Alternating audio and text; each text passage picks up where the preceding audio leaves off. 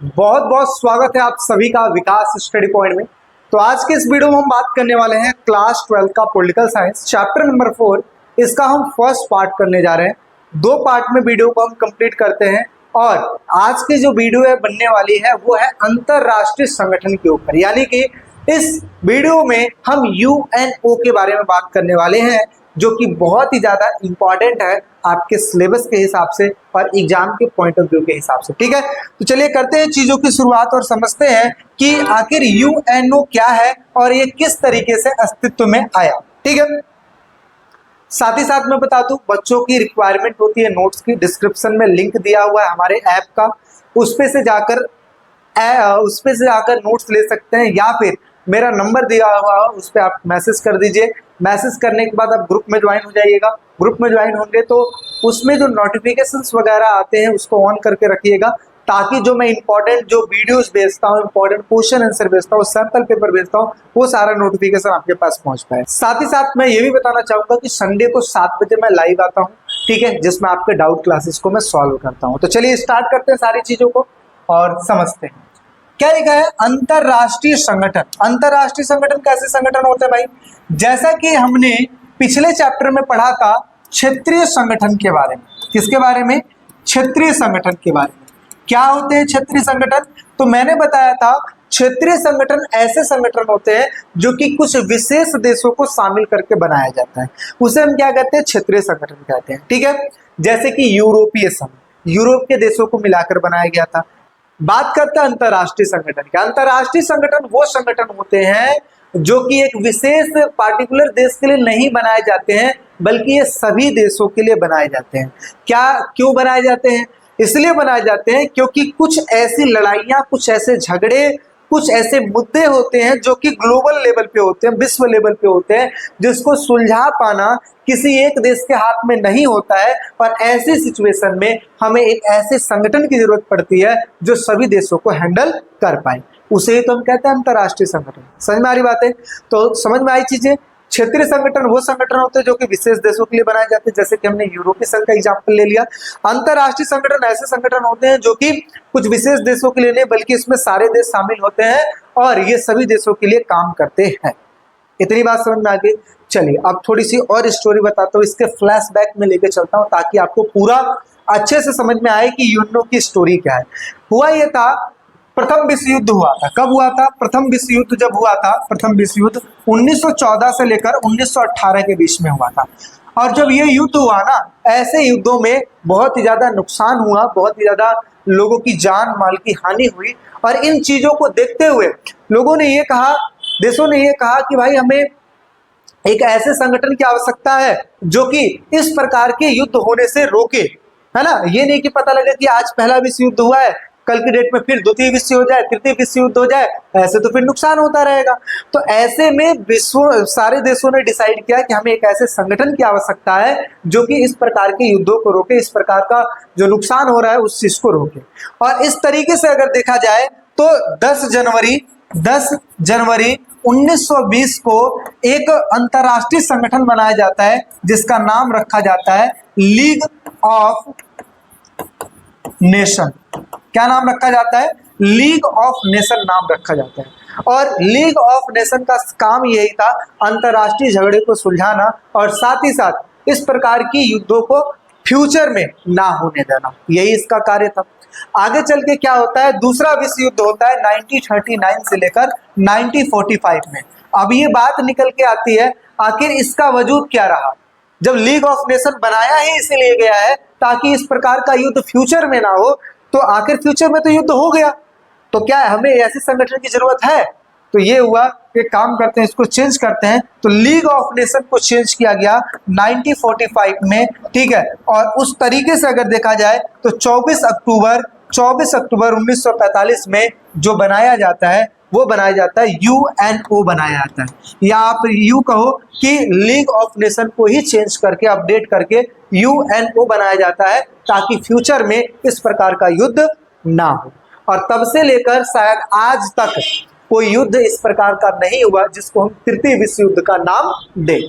तो इसका मतलब हम ये कह सकते हैं क्या कि यूएनओ जो है उस चीज को रोकने में कामयाब रहा? हाँ बोल सकते हैं, लेकिन कुछ हद तक चीजें मतलब समझो कि कुछ हद तक की चीजें यूएनओ ने रोक रखी है, ठीक है। बाकी अगर देखा जाए तो यूएनओ इस तरीके से अस्तित्व में आया, और धीरे धीरे जब आप पढ़ोगे ना इस चैप्टर को तो आपको खुद ही समझ में आ जाएगा कि यूएनओ की कितनी वैल्यू है और कितनी वैल्यू नहीं है, ठीक है। चलिए, तो ये थोड़ी सी चीजें मैंने आपको समझा दी फ्लैशबैक में जाके। अब बात करते हैं मेन टॉपिकों की जो हमें यहाँ पे पढ़ना है। चलिए टॉपिक की बात करते हैं। सबसे पहला टॉपिक आता है अंतरराष्ट्रीय संगठन की परिभाषा दीजिए। परिभाषा मतलब डेफिनेशन बता दीजिए। क्या लिखा है? वे संगठन जो अंतरराष्ट्रीय समस्याओं का अध्ययन करते हैं, क्या करते हैं भाई? अध्ययन करते हैं, वह उसको उसका विश्लेषण करते हैं। विश्लेषण का मतलब क्या हुआ? उस चीज को चेक करते हैं, डिटेलिंग करते हैं कि क्या सही है और क्या गलत है, ठीक है, और उसको सुलझाने का प्रयास करते हैं, उसे अंतरराष्ट्रीय संगठन कहते हैं। ऐसा एक संगठन जो अंतरराष्ट्रीय मुद्दों को देखता है, उसमें विश्लेषण करता है और उसको सुलझाने का प्रयास करता है, उसे ही हम क्या कहते हैं? अंतरराष्ट्रीय संगठन कहते हैं। क्या लिखा है? संयुक्त राष्ट्र संघ को लीग ऑफ नेशन का उत्तराधिकारी माना जाता है, या फिर इस नाम से जाना जाता था। देखिए उत्तराधिकारी का मतलब क्या होता है मैं आपको समझा दूं। जैसे लीग ऑफ नेशन है ना, लीग ऑफ नेशन के बाद इसका जो कार्यभार है कौन संभाला? तो यूएनओ ने संभाला था। तो यूएनओ किसका उत्तराधिकारी बन गया? लीग ऑफ नेशन का उत्तराधिकारी बन गया। तो हम क्या बोल सकते हैं कि यूएनओ को पहले लीग ऑफ नेशन के नाम से जाना जाता था, या लीग ऑफ नेशन का उत्तराधिकारी कौन बना? यूएनओ बना। अब दोनों बातें बोल सकते हो। 10 जनवरी 1920 की इसकी स्थापना की गई थी। किसकी? लीग ऑफ नेशन की स्थापना की गई थी। वर्तमान समय में इसे संयुक्त राष्ट्र संघ के नाम से जाना जाता है। इट मींस यूएनओ के नाम से जाना जाता है। यूएनओ संयुक्त राष्ट्र संघ जिसकी स्थापना देखा जाए 24 अक्टूबर 1945 को की गई थी। क्यों की गई थी? इसके पीछे जो कारण था ऑलरेडी मैंने आपको बता दिया, ताकि इस प्रकार का जो लड़ाई झगड़ा है फ्यूचर में ना देखने को मिले। चलिए हम समझते हैं कि हमें अंतरराष्ट्रीय संगठनों की आखिर आवश्यकता क्यों होती है। ऐसे कौन से कारण हैं जिसकी वजह से हमें अंतरराष्ट्रीय संगठनों की आवश्यकता होती है? तो क्या लिखा हुआ है? कुछ समस्याएं ऐसी होती हैं जिसे निपटना किसी एक देश के लिए आसान नहीं होता है। जैसे कि आप देख लीजिए कोरोना वायरस, ऐसी महामारी आ गई थी जिससे निपटना किसी एक देश के हाथ में नहीं था। तो क्या किया गया? यूएनओ ने भी इसमें पार्टिसिपेट किया, क्योंकि ये ऐसे मुद्दे थे जो कि विश्व लेवल पे थे, ठीक है। तो ऐसे में हमें अंतरराष्ट्रीय संगठनों की जरूरत पड़ जाती है, जो कि हमें इन चीजों में मदद करती है। जैसे कौन कौन सी ऐसी समस्याएं होती है जो कि विश्व लेवल पे होती है? जैसे कि बीमारी हो गया, वैश्वीकरण हो गया, आतंकवाद हो गया, ग्लोबलाइजेशन हो गया। इस प्रकार की जो चीजें होती है जो एक देश की समस्या नहीं बल्कि सभी देशों की समस्या होती है। युद्ध हो गया, युद्ध और अशांति के मामले में जो युद्ध तथा अशांति के मामले में जो अंतरराष्ट्रीय संगठन होती है वो काम आती है, और ये विभिन्न देशों के मामले को भी सुलझाया करती है। तो इस वजह से हम कह सकते हैं कि ये सारे कारण हैं जिसकी वजह से हमें अंतरराष्ट्रीय संगठनों की आवश्यकता होती है। चलिए अब थोड़ा सा आगे बढ़ते हैं और चीजों को समझते हैं। आगे क्या लिखा हुआ है कि संयुक्त राष्ट्र संघ का विकास कैसे हुआ। अभी लास्ट हमने पढ़ा क्या? सबसे पहले इसको लीग ऑफ नेशन के नाम से जाना जाता था, और फिर जाके इसको चेंज करके 1945 में क्या बनाया गया? यूएनओ बनाया गया। तो इन्हीं चीजों की बात करते हैं। तो क्या लिखा है? प्रथम विश्व युद्ध में विनाश को देखते हुए दुनिया में इस बात की चर्चा होने लगी कि भविष्य में ऐसा नुकसान ना हो, ऐसा झगड़ा ना हो, विश्व में शांति व्यवस्था बनी रहे, और इसलिए हमें एक अंतरराष्ट्रीय संगठन की निर्माण की आवश्यकता है। और इसी की वजह से क्या अस्तित्व में आया? लीग ऑफ नेशन आया, जो कि मैंने ऑलरेडी आपको समझाया ही है।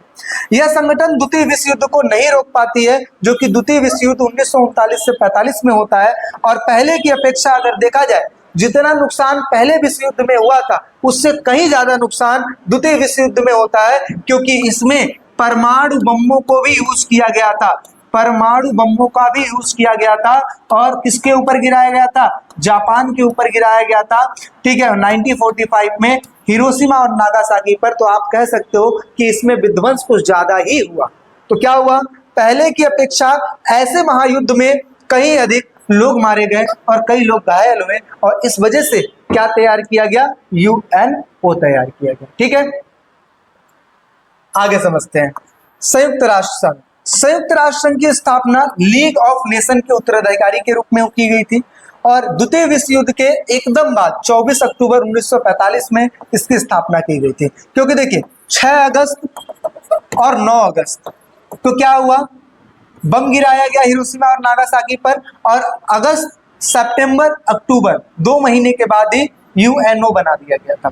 आगे 51 देशों द्वारा संयुक्त राष्ट्र संघ के घोषणा पत्र पर हस्ताक्षर करने के साथ इस संगठन की स्थापना की गई थी। और मैं आपको यहाँ पे बताना चाहता हूँ, ये 1 नंबर के एमसीक्यू में आता है कि आखिर कुल कितने देशों ने संयुक्त राष्ट्र संघ की स्थापना में, ठीक है, सिग्नेचर किया था। ठीक है, आगे बढ़ते हैं। संयुक्त राष्ट्र संघ का जो लक्ष्य है, उसका लक्ष्य क्या है? अंतरराष्ट्रीय संघर्षों को रोकना और राष्ट्रों के बीच में सहयोग की राह को दिखाना। इट मीन्स सहयोग बताना, ठीक है, इट मीन्स आपको कि रिलेशन अच्छा करने का काम है। आगे संयुक्त राष्ट्र संघ के सदस्य देशों की संख्या देखा जाए 2006 में 1992 है। संयुक्त राष्ट्र संघ का 1993 देश दक्षिण सूडान शामिल हुए, यानी कि अगर देखा जाए संयुक्त राष्ट्र संघ में जो है जो 1993वां जो देश बना वो कौन बना? सूडान बना। और फिलिस्तीन को 194वां जो देश है बनाने की बात हो रही है। यानी कि टोटल देखा जाए 2006 तक 152 सदस्य थे, 92 सदस्य थे। फिर 193 जो सदस्य हुए, जब दक्षिणी सूडान को इसमें जोड़ा गया तो 193 हुए, और आगे चल के फिलिस्तीन को जोड़ने की बातचीत चल रही है। अब ये कंफर्म अभी मुझे नहीं है कि 194 देश हुए कि नहीं, क्योंकि पिछले सिलेबस में जो हमने बात किया था उसमें तो नहीं थे, और हो गया होगा। हालांकि देखा जाए तो ऐसा आप गूगल वगैरह पे थोड़ा सर्च कर लेना, अदरवाइज मैं कमेंट सेक्शन में पिन कर दूंगा कि आज के डेट में कितने हैं। हालांकि मोस्ट प्रोबेबली जो है वो यही है कि 193 ही देश होंगे, ठीक है, क्योंकि यही चीज़ चलती आ रही है, ये चीज़ चलती आ रही है। आपके एनसीईआरटी में भी यही चीज़ दी हुई है, उसमें भी कोई अपडेट वगैरह नहीं की गई है, ठीक है। चलिए, अदरवाइज खुद भी एक बार सर्च मान लेना। चलिए, तो UNO stands for United Nation Organisation, जो कि हमने ऑलरेडी बात कर लिया, ठीक है। तो इस तरीके से यूएनओ अस्तित्व में आया। आगे बात करते हैं संयुक्त राष्ट्र संघ के उद्देश्यों की। किसकी बात करने वाले हैं? संयुक्त राष्ट्र संघ के उद्देश्यों की। देखिए, अंतरराष्ट्रीय झगड़ों को रोकना इसका काम है, राष्ट्रों के बीच सहयोग का राह दिखाना, कि मतलब सहयोग किस तरीके से हमें रिलेशन बिल्ड करके चलना है। अगर किसी देश में युद्ध छिड़ जाए तो ऐसी स्थिति में शत्रुता के दायरे को कम करना। क्या होता है इसका मतलब? कि भाई जितना जल्दी हो सके बातचीत के द्वारा उसको सॉल्यूशन कर दिया जाए। ऐसा ना हो कि पता लगे वेपन पे आ जाओ और परमाणु बम छोड़ना शुरू कर दो, ऐसा चीज ना हो। इस वजह से शत्रुता के दायरे को क्या कर देना? कम कर देना। पूरे विश्व के लिए सामाजिक आर्थिक विकास के लिए कार्य करना, आपदा महामारी आदि सभी समस्याओं में क्या करना? मदद करना। ये सारा का सारा कार्य हो गया संयुक्त राष्ट्र संघ के उद्देश्य में देखने को मिल जाएगा। कोई दिक्कत है? आई होप सो कोई दिक्कत नहीं होगा। अगर कोई चीज़ में दिक्कत परेशानी आए तो कमेंट सेक्शन में कमेंट कीजिए। और साथ ही साथ मैं आपको बता दूं, वीडियो अच्छी लग रही है तो लाइक शेयर सब्सक्राइब जरूर कीजिए, फ्रेंडों में शेयर जरूर कीजिए। चलिए आगे बात करते हैं। आगे क्या लिखा है? संयुक्त राष्ट्र संघ का क्या महत्व है? तो महत्व अभी जस्ट हमने पीछे बात किया था, क्या? अंतरराष्ट्रीय समस्याओं का अध्ययन करना, इसके लिए इसकी स्थापना की गई है। समस्याओं को सुलझाना, विश्व शांति की स्थापना करना, आक्रमण देशों के खिलाफ कार्रवाई करना। ऐसा जो देश जो बार बार बिना वजह से आक्रमण कर रहे हैं, ऐसे देशों के खिलाफ कार्रवाई करना, इसके लिए इसकी स्थापना की गई है। आर्थिक और सामाजिक विकास के लक्ष्यों को प्राप्त करना, यानी कि देशों में ये बढ़ावा देना कि किस तरीके से वो आर्थिक और सामाजिक विकास को प्राप्त कर सकते हैं।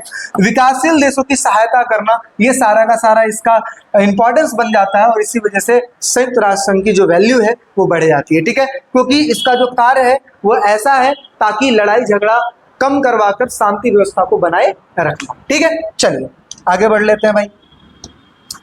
आगे क्या लिखा है? यूएनओ के अंगों के नाम बताइए। यूएनओ के अंगों के नाम, ठीक है। तो यूएनओ के अंगों के नाम की अगर मैं बात करूं तो सबसे पहला आता है महासभा, दूसरे नंबर पे आता है सुरक्षा परिषद, तीसरे नंबर पे आता है आर्थिक और सामाजिक परिषद, चौथे नंबर पे होता है न्यायिकता परिषद, पांचवें नंबर पे अंतर्राष्ट्रीय न्यायालय, और छठे नंबर पे है सचिवालय। देखिए एक एक करके, ज्यादा नहीं, इसके बारे में कुछ ज्यादा ऐसा आता नहीं कि इसके बारे में पूरा डिटेल लिखो, ऐसा नहीं आता। इसके पार्ट के बारे में कभी पूछा जा सकता है, अंगों के बारे में पूछा जा सकता है, अदरवाइज इंपॉर्टेंट क्वेश्चन में मैं इसको कवर कर दूंगा। अभी दो दो लाइनों में इसका डेफिनेशन समझ लो, ज्यादा अच्छा रहेगा। देखिए महासभा बात किया जाए कि एक ऐसा जगह है जहां पे सारे देश बैठकर बातचीत करते हैं कि किस तरीके से देश को किस तरीके से रेगुलेट करना, किस तरीके से चलाना है, विश्व को किस तरीके से देखना है। कहीं ऐसा तो नहीं लड़ाई झगड़ा इस प्रकार की चीजें चल रही है, नहीं चल रही है, इन सब चीजों को बैठकर बातचीत होती है, ठीक है। चलिए आगे बात करते हैं सुरक्षा परिषद की। तो देखिए सुरक्षा परिषद जो होता है, जो सुरक्षा परिषद होता है एक ऐसा, देखिए इनमें जो सबसे ज्यादा शक्तिशाली अगर मैं मुझे जो लगता है वो होता है सुरक्षा परिषद। क्यों? क्योंकि इसमें टोटल जो देशों की संख्या है ना वो है 15, और 15 देशों की संख्या को इस तरीके से डिवाइड किया गया है जिसमें से 5 जो हैं वो स्थायी सदस्य हैं और जो 10 हैं वो है अस्थायी सदस्य। जो स्थायी सदस्य हैं वो कौन कौन से हैं? एक हो गया अमेरिका, दूसरा हो गया ब्रिटेन, तीसरा हो गया फ्रांस, ठीक है, तीसरा हो गया फ्रांस, इसके बाद हो गया चाइना, एक हो गया रूस, ठीक है। तो ये 5 ऐसे देश है जो कि परमानेंट है, इनको चेंज नहीं किया जाता, इनके पास वीटो पावर है। कौन सी पावर है? Veto power. और ऐसा वीटो पावर अगर इन्होंने जो डिसीजन दे दिया वो डिसीजन दे दिया, ऐसा वीटो पावर है। जो 10 देश है वो अस्थायी है। अस्थायी मतलब क्या होता है? ये बार बार चेंज होते रहते हैं। इनका जो चुनाव होता है वो होता है सिर्फ और सिर्फ 2 साल के लिए, ठीक है, 2 सालों के लिए चुनाव होता है। इनका काम क्या होता है? ये चेक करना है कि कहीं लड़ाई झगड़ा तो नहीं चल रहा है। किसी देश में अगर कोई लड़ाई झगड़ा चल रहा है तो यही एक्शन लेता है कि वहां पर किस तरीके से सेना भेजनी है और किस तरीके से चीजों को कंट्रोल में करना है। तो पावरफुल है ये, ठीक है। आगे बात करते हैं आर्थिक और सामाजिक परिषद। इसमें ये देखा जाता है कि अगर किसी देश में कोई मंदी चल रही हो, ठीक है, किसी देश में अगर समाज से रिलेटेड कुछ ऐसा मसला चल रहा हो जहाँ पे दंगे हो रहे हो, गृह युद्ध हो रहे हो, ऐसी स्थितियों को संभालने के लिए, ठीक है, आर्थिक और सामाजिक परिषद बनाया गया जो कि इकोनॉमिकल और सोशल काउंसिल है। आगे बात करते हैं न्यासिता परिषद। न्यासिता परिषद क्या है? न्यासिता परिषद है ट्रस्टशिप काउंसिल। इसकी स्थापना क्यों की गई थी? भाई देखो, इसकी स्थापना इसलिए की गई थी क्योंकि पहले के समय ना बहुत ज्यादा उपनिवेश हुआ करते थे। उपनिवेश समझते हो क्या होता है? एक देश का दूसरे देश पे कब्जा हुआ करता है। जैसे भारत पे भी ब्रिटेन का कब्जा रहा है, ऑस्ट्रेलिया पर भी कब्जा रहा है, ऑस्ट्रेलिया पर भी कब्जा रहा है। तो ऐसी स्थिति में अगर देखा जाए तो न्यासिता परिषद ये करती थी कि भाई अगर कोई देश किसी को गुलाम बना रखा है तो हमें उसको आजाद कराना है। तो इस प्रकार की चीजें चलती थी, ठीक है। तो धीरे धीरे देखा जाए तो जो ये न्यासिता परिषद का जो काम है ये खत्म होता जा रहा है, क्योंकि आज के डेट में शायद ना के बराबर कोई ऐसा देश है जो कि एक दूसरा मतलब गुलाम बना रखा है, ठीक है। तो इस वजह से इसका जो काम है ना धीरे धीरे खत्म होता जा रहा है। तो इस वजह से कहा जाता है कि इसका जो प्रभाव है कम होता जा रहा है और इसको शायद पार्ट से भी एक समय ऐसा आएगा कि डिलीट कर दिया जाएगा, ठीक है। चलिए आगे बढ़ते हैं अंतरराष्ट्रीय न्यायालय। तो देखिए भाई, जिस हिसाब से देश में न्यायालय काम करती है, सर्वोच्च न्यायालय काम करती है, उच्च न्यायालय काम करती है जो कि देश के मुद्दों को सुलझाती है, उसी प्रकार से अंतरराष्ट्रीय लेवल पे जो समस्याएं होती हैं देशों से रिलेटेड उनको सुलझाने का काम होता है अंतरराष्ट्रीय न्यायालय का। साथ ही साथ बात करते हैं सचिवालय। सचिवालय से रिलेटेड अगर चीजें देखी जाए तो इसमें पर्यावरण आ गया, है ना, मतलब ये भी देश से ही रिलेटेड बहुत सारी चीजें हैं जो इस चीज को देखती है। तो ऑल ओवर देखा जाए तो ये 6 पार्ट हो गए जो कि यूएनओ के अंग में आ जाते हैं। और साथ ही साथ इसका मैं इंपॉर्टेंट क्वेश्चन में कवर कर दूंगा। और मैं आपको बार बार ये कह रहा हूँ कि नोट्स कंप्लीट करने के बाद इंपॉर्टेंट क्वेश्चन आप लोग के लिए मस्ट है देखना, जरूरी है देखना, देख लेना प्लीज। क्यों? अगर अच्छा नंबर लाना चाहते हो तो आपको देखना पड़ेगा। और साथ ही साथ आप अच्छे नंबर लाओगे तो फायदा भी तो मेरा होगा, इसलिए क्योंकि आपकी ही वजह से हमें भी तो थोड़ा सा मतलब समझो कि एक नाम हो जाए। चलो विकास सर के स्टूडेंट थे, विकास भैया के, है ना, छात्र थे, इन्होंने इतना स्कोर किया तो मुझे भी खुशी मिलेगी, साथ ही साथ आपको भी खुशी मिलेगी, आपके घर परिवार को खुशी मिलेगी अगर आपने अच्छा स्कोर कर लिया। इसलिए मेरा कहना बस मान लेना कि वीडियो देखने के बाद आप इंपॉर्टेंट क्वेश्चन भी जरूर करना, जो कि सारी की सारी चीजें विकास स्टडी पॉइंट पर अवेलेबल है, और नहीं भी है तो धीरे धीरे अवेलेबल करवाई जा रही है। बस आप चैनल के साथ जुड़े रहना और साथ ही साथ सपोर्ट करते रहना। चलिए आगे बात कर लेते हैं, आगे समझते हैं। अब यहाँ पे नोट करने वाली बातें, क्या नोट करने वाली बातें? यूएनओ की स्थापना 24 अक्टूबर 1945 को की गई थी। संयुक्त राष्ट्र संघ में वर्तमान जो सदस्य है वो है 193 सदस्य, जो कि मैंने आपको ऑलरेडी बताया था। अगर इसको एक बार सर्च भी अगर करना हो तो कर लेना, ताकि अगर ऊपर नीचे अगर कोई चीजें हैं तो आपको चीजें समझ में आ जाए, ठीक है। चलिए, संयुक्त राष्ट्र संघ में आम सभा में सभी सदस्यों को वोट हासिल है। मतलब क्या हुआ? आम सभा वही महासभा को कहा जाता है। तो ऐसे में आम सभा में सभी सदस्यों को वोट हासिल है, यानी कि सारे लोग इसमें वोटिंग कर सकते हैं। संयुक्त राष्ट्र संघ का सबसे अधिक दिखाई देने वाला जो चेहरा है वो है महासचिव, यानी कि इनका है, ठीक है। और इनका नाम है एंटोनियो गुटेरियस। और ये जो है ना, ये 2017 से लगातार इस पद पर बने हुए हैं और अभी तक है, ठीक है। संयुक्त राष्ट्र संघ में जो टोटल देश है वो कितने हैं? 15 हैं, जिसमें से 10 अस्थायी हैं और 5 क्या है? स्थायी हैं। जो कि मैंने आपको बताया 5 जो है परमानेंट है और जो 10 हैं वो फिक्स नहीं है, वो चेंज होते हैं, हर 2 साल में चेंज हो जाते हैं। आगे देखिए, सुरक्षा परिषद की बात कर लेते हैं अब यहाँ पे। सुरक्षा परिषद संयुक्त राष्ट्र संघ की कार्यपालिका के समान है। जैसे हमारे देश में होता है ना कार्यपालिका, काम को एग्जीक्यूट करना, लागू करने का काम होता है, उसी प्रकार से अगर देखा जाए तो सुरक्षा परिषद में संयुक्त राष्ट्र संघ की जो संघ जो है एक प्रकार से कार्यपालिका की तरह काम करती है। और चार्टर के अनुसार, चार्टर क्या है भाई, जिस तरीके से हमारे देश में संविधान है उसी प्रकार से नियम कानून जो संयुक्त राष्ट्र संघ का जो नियम कानून लिखा जाता है वो चार्टर में लिखा जाता है। तो चार्टर एक प्रकार का एक ऐसा चीज है जिसमें सारे कानून व्यवस्था कानून लिखे गए हैं। तो चार्टर के अनुसार अगर देखा जाए तो अंतर्राष्ट्रीय शांति तथा सुरक्षा बनाने की जिम्मेदारी किसके हाथों में होती है? सुरक्षा परिषद के हाथों में होती है। रचना की बात कर लिया जाए तो सुरक्षा परिषद में कुल 15 सदस्य देश हैं। 15 सदस्य देश इस तरीके से डिवाइड है, 5 स्थायी हैं और 10 क्या है? अस्थायी हैं। 5 स्थायी सदस्य देश कौन से? ब्रिटेन, फ्रांस, रूस, संयुक्त राज्य अमेरिका और चीन, जो कि ऑलरेडी मैंने आपको बताया। अच्छा, इसके 10 अस्थायी देश हैं जो कि हर 2 वर्ष के लिए चुने जाते हैं और फिर बार बार ये चेंज होते रहते हैं। तो इस तरीके से अगर देखा जाए सुरक्षा परिषद ज्यादा इंपॉर्टेंट है, ये चीजें आपको याद करके रखनी है क्योंकि यही चीज बार बार रिपीट होगी, क्योंकि इससे रिलेटेड आपको 2 क्वेश्चन है ना आगे करवाया जाएगा जिसमें आपको बहुत ज्यादा हेल्प देखने को मिलेगी। तो बस इतना समझना, संयुक्त राष्ट्र संघ के सुरक्षा परिषद में टोटल 15 लोग हैं, 5 स्थायी हैं, 10 अस्थायी हैं। 5 ये है ब्रिटेन, फ्रांस, रूस, संयुक्त राज्य अमेरिका और चीन, और 10 जो है अस्थायी है जो कि हर 2 साल में चेंज होते रहते हैं।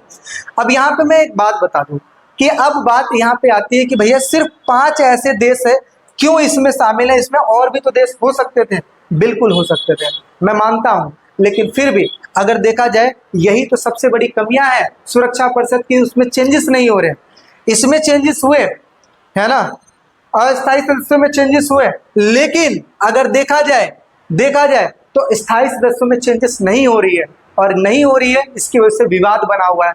भारत हर एक एबिलिटी को पूरा करता है जो कि इसकी डिमांड है, सब चीज को पूरा करता है, लेकिन इसके बावजूद भी वो सुरक्षा परिषद का स्थायी सदस्य नहीं बन पा रहा है, ये कारण है। और आगे आप एक क्वेश्चन ये भी पढ़ोगे कि आखिर कौन कौन से ऐसे कारण हैं जिसकी वजह से भारत को इसमें शामिल नहीं किया जा रहा है, या फिर ये कहा जाए कि भारत ऐसे कौन कौन सी एबिलिटी को पूरा करता है जिसकी वजह से इसमें स्थायी सदस्य हासिल कर पाए। दोनों क्वेश्चन आएगा 6-6 नंबर का, मैं आगे बात कराऊंगा, सॉरी आगे मतलब इस टॉपिक पे बात करेंगे, ठीक है। चलिए समझते हैं सुरक्षा परिषद के कार्य क्या है। सबसे पहले अंतर्राष्ट्रीय शांति को बनाए रखना, संयुक्त राष्ट्र संघ के नए सदस्यों का चुनाव करना है, यानी कि जो नए सदस्य देश हैं जो इसमें शामिल हो रहे हैं, तो मतलब नए सदस्यों का चुनाव करना कि कौन से सदस्य का क्या काम रहेगा, इस चीज का चुनाव करना। सुरक्षा परिषद किसी ऐसे मामले पर तुरंत विचार कर सकती है जिसे अंतर्राष्ट्रीय शांति तथा सुरक्षा भंग हो रही हो, यानी कि कोई ऐसा मुद्दा जिसकी वजह से अंतर्राष्ट्रीय यानी कि विश्व के लेवल पर शांति भंग हो रही हो, सुरक्षा भंग हो रही हो, ऐसी सिचुएशन में अगर देखा जाए तो सुरक्षा परिषद जो है तुरंत एक्शन ले सकता है। सुरक्षा परिषद आक्रामक कार्रवाइयों, विश्व शांति के लिए खतरे की संभावना तथा शांति भंग किए जाने वाले कार्यों को विषय में कार्य कर सकती है, ठीक है। यहाँ पे देखिए जो सुरक्षा परिषद होती है किन किन चीजों पे कार्य करती है। सबसे पहले ऐसा देश जो आक्रामक कार्रवाई कर रहा हो, यानी कि लड़ाई कर रहा हो, विश्व शांति के लिए अगर कोई चीज खतरा हो तो उसके ऊपर कार्रवाई कर सकती है, शांति अगर भंग किया कोई देश कर रहा है तो उसके ऊपर काम करती है, ठीक है, इन सभी चीजों के ऊपर काम करती है। सुरक्षा परिषद प्रादेशिक समस्याएं सुलझाने में महत्वपूर्ण भूमिका निभाती है, और ऐसा भी नहीं है कि देश के लिए पार्टिकुलर बनाई गई, देश के अंदर भी अगर कोई समस्या है तो उस चीज को सुलझाने का कार्य जो है सुरक्षा परिषद का आता है। सुरक्षा परिषद चार्टर के संशोधन में महत्वपूर्ण भूमिका निभाती है। जिस तरीके से संविधान में संशोधन होता है ना, उसी प्रकार से चार्टर में भी संशोधन होता है, तो उसमें सुरक्षा परिषद अहम भूमिका निभाती है। समझ में आ रही बात है? तो ये हो गई भाई सुरक्षा परिषद के कार्य। आगे बढ़ते हैं। शीत युद्ध के बाद संयुक्त राष्ट्र संघ में कौन कौन से सुधार किए गए? देखिए अभी हमने कमियों की बात की थी, क्या कमियां थी भाई? वही कमी है कि यूएनओ के सुरक्षा परिषद में आखिर परिवर्तन क्यों नहीं किया जा रहा है। जो 5 सदस्य देश हैं जो कि फिक्स हैं, उनमें भी तो चेंजेस करो, और भी तो देशों को मौका दो, क्यों नहीं दिया जा रहा है? क्योंकि वो अपने मन का करने वाले हैं, वो अपने मन का कर भी देते हैं। जैसे अमेरिका, वो शक्तिशाली देश अपने मन का करता है। जैसे कि चाइना, कुछ भी काम करने को कहो मतलब भारत से रिलेटेड वो मना कर देता है। क्यों? क्योंकि भारत और चाइना और पाकिस्तान की ज्यादा बनती है, तो भारत के मुद्दे में वो पीछे हट जाता है। और जहां एक बंदा पीछे हटा तो वहां पे उसकी सारे बंदों की वोट की कोई वैल्यू नहीं है। वीटो पावर यही तो है। आगे आपको मिलेगा। जैसे मान लेते हैं टोटल 5 देश हैं जो कि स्थायी हैं और 10 देश हैं अस्थायी हैं। एक मान लेते हैं एक टॉपिक है और इस टॉपिक पर विचार किया जा रहा है कि ये टॉपिक एग्जीक्यूट किया जाए कि नहीं किया जाए। मान लेते हैं इस 10 ने कहा कि हाँ एग्जीक्यूट किया जाए, इनमें से 4 ने कहा कि हाँ एग्जीक्यूट किया जाए। अगर एक बंदा भी मना कर देना इस 5 में से तो वो कार्य नहीं होगा। तो उस 14 लोगों की क्या कोई वैल्यू हुई? उस 14 लोगों की कोई वैल्यू नहीं हुई ना। तो बस इन्हीं सभी चीजों में सुधार चाहिए। तो यही वाली बात है, शीत युद्ध के बाद संयुक्त राष्ट्र संघ में सुधार, कौन कौन से सुधार किए गए उन चीजों को देखते हैं या सुधार की मांग किए गए। क्या लिखा है? शीत युद्ध के बाद अगर देखा जाए संयुक्त राष्ट्र संघ में सुधार की मांग उठने लगी। अच्छा एक चीज और मैं बता दूं कि क्या यूएनओ का बहुत ज्यादा पावर है? कुछ नहीं है। क्यों? ये चीजें दिखाई दे देती है कब? जब शीत युद्ध चल रहा था अमेरिका और सोवियत संघ के बीच, उस समय यूएनओ कुछ भी नहीं कर रहा था। आगे आपको एक चैप्टर में भी मिलेगा जहां पे अमेरिका ऐसे खड़ा है और एक हाथ में वॉर दिखा रखा है और एक हाथ में यूएनओ दिखा रखा है कि मतलब अमेरिका के हाथ में दोनों है, यूएनओ भी है और वॉर भी है, लड़ाई भी कर सकता है और यूएनओ को भी संभाल सकता है। क्यों संभाल सकता है? क्योंकि यूएनओ स्थापित भी तो अमेरिका में है, तो पावर तो दिखेगा ही दिखेगा।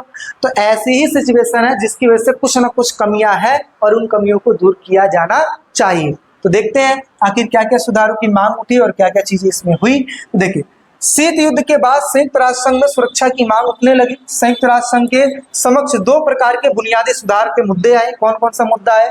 सबसे पहला मुद्दा आया इस संगठन के बनावट और इसकी कार्यप्रणाली में सुधार किया जाए, यानी कि कार्यों की बात किया जाए कि भाई आप ये मत देखो कौन सा देश बड़ा है या किस देश में आप स्थापित हो, आप बस इतना देखो कि क्या सही और क्या गलत है। तो इसके कार्य प्रणाली में सुधार करने की बात हो रही थी। और दूसरे नंबर पर अगर देखा जाए इस संगठन के न्यायाधिकार में आने वाले जो मसले की समीक्षा की जाए कि भाई ये भी देखा जाए कि क्या यूएनओ सही कर रहा है और क्या यूएनओ गलत कर रहा है, कहाँ पे यूएनओ एक्शन नहीं ले रहा है, कहाँ पे यूएनओ एक्शन ले रहा है, इन सभी चीजों को नोटिस किया जाए। साथ ही साथ इसके बनावट में भी सुधार किया जाए, इसकी प्रक्रिया में सुधार किया जाए। सबसे बड़ी जो बहस हो रही है वो किस चीज को हो रही है? सुरक्षा परिषद के कामकाज को लेके हो रही है। और साथ ही साथ सुरक्षा परिषद में स्थायी सदस्य अस्थायी सदस्यों की जो तादाद है वो बढ़ाई जाए। टोटल गिने चुने तो आप 15 देश को शामिल किए हो और सुरक्षा परिषद में, और ऐसे में 193 देश है। भाई सबको भी तो मौका मिलना चाहिए, तो इस वजह से इनकी संख्या बढ़ाई जानी चाहिए, खास करके जो स्थायी सदस्य उनकी संख्या बढ़ाई जानी चाहिए। तो हमें क्या क्या समझ में आया कि किन किन सुधारों में बातचीत चल रही है, कौन कौन से चीजों में लेकर। सबसे पहले चीज इसके कार्यप्रणाली में सुधार की बातचीत चल रही है और दूसरे नंबर पे इसके न्यायाधिकार में आने वाले मसलों की समीक्षा की जाए, क्या यूएनओ सही कर रहा है, क्या गलत कर रहा है, कहाँ पे वो एक्शन ले रहा है, कहाँ पे नहीं ले रहा है। इसकी बनावट को देखने की बात हो रही है, इसकी प्रक्रियाओं की बात हो रही है, सुरक्षा परिषद के कामकाज को लेकर शिकायतें हो रही है, ठीक है। अस्थायी तथा स्थायी सदस्यों में इनकी संख्या बढ़ाई जाए, इन सभी चीजों पर बातचीत हो रही है। आगे बात करते हैं 1992 में संयुक्त राष्ट्र संघ के आम सभा में प्रस्ताव पारित हुआ और ये 3 शिकायतें हुई। कौन से 3 शिकायतें? सबसे पहले सुरक्षा परिषद में बराबर का प्रतिनिधित्व मिलना चाहिए। टोटल गिने चुने 15 देश हैं और इन 15 देशों में 5 स्थायी हैं और 10 स्थायी हैं, अस्थायी हैं। तो ऐसे सिचुएशन में कहाँ बराबर का प्रतिनिधित्व है? नहीं है ना। 5 को ज्यादा इंपॉर्टेंस दियो, 10 को कुछ इंपॉर्टेंस नहीं दियो, तो दिक्कतें हैं। दूसरे नंबर पे इसके फैसले पर पश्चिमी देशों का हित दिखाई देता है, यानी कि ज्यादातर इसमें यह दिखाई देता है कि यूएनओ जो भी फैसला लेता है वो खासकर पश्चिमी देशों का ज्यादा उसमें फायदा दिखाई देता है। सबके लिए फायदेमंद नहीं है, खास करके पश्चिमी देशों को ज्यादा फायदा होता है। आगे सुरक्षा परिषद अब राजनीतिक सच्चाइयों की नुमाइंदगी नहीं करता है। इसका मतलब क्या होता है? राजनीतिक वास्तविकताओं को सामने नहीं लाता है। ये वही मैंने बताया ना कि कुछ चीजों पर यूएनओ ऐसे आंख बंद करके बैठ जाएगा, ठीक है भाई नहीं करना है ना। अभी देखिए यूक्रेन और रूस का मसला हो रहा था। ऐसे सिचुएशन में अगर यूएनओ तुरंत पावरफुल है तो रोक देना चाहिए, नहीं हुआ, लेकिन फिर दिक्कतें हुई, ठीक है। तो ऐसी सिचुएशन को अगर देखा जाए तो यही सब चीजों पे सुधार करने की बात हो रही है कि भाई इसमें सुधार की आवश्यकता है। चलिए आगे बढ़ते हैं। अच्छा, लास्ट वीडियो से रिलेटेड कुछ क्वेश्चन। क्या क्वेश्चन है भाई? तो लास्ट वीडियो नहीं है तो पहली वीडियो है, और इस पहली वीडियो में ही मैंने जो चीज बताई है उन चीजों को बड़े ध्यान से आपने देखा होगा। कुछ क्वेश्चन दिए गए, उसके आंसर बताइए। जैसे यूएनओ का उत्तराधिकारी कौन बना? पहला क्वेश्चन। कमेंट सेक्शन में जवाब चाहिए। सुरक्षा परिषद में स्थायी सदस्य कितने हैं, उनके नाम लिखिए। यूएनओ के स्थापना के समय कुल कितने देशों ने हस्ताक्षर किया था? बहुत इजी जी क्वेश्चन है और मार्क कर करके मैंने सारी चीज बताई है। यूएनओ के महासचिव कौन है, जो वहां पे फोटो लगाया हुआ था, उनकी बात हो रही। यूएनओ के कुल कितने अंग हैं, कोई 3 के नाम लिखिए। बहुत इजी जी क्वेश्चन मैंने रखा है ताकि जिन बच्चों ने देखा है पूरी वीडियो उनको इजिली ये बातें समझ में आ जाए। ठीक है, चलिए आगे बात कर लेते हैं भाई।